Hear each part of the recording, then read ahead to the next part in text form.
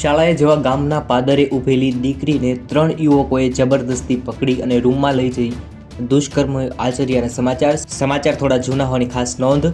દીકરીઓ અને મહિલાઓ સાથે સમાજમાં બનતા એવા કિસ્સાઓ અવારનવાર સામે આવતા હોય છે, ત્યારે હાલમાં જ શાળાએ જવા માટે પાદરે ઊભેલી દીકરી સાથે જે બન્યું છે તે ખરેખર ચોંકાવનારું છે।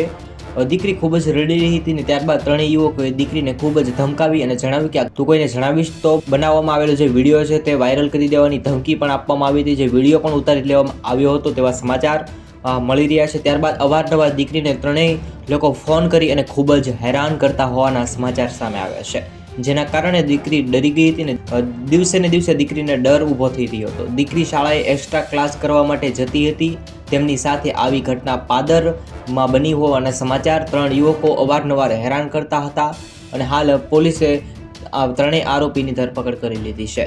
ધન્યવાદ। જય હિન્દ, વંદે માતરમ।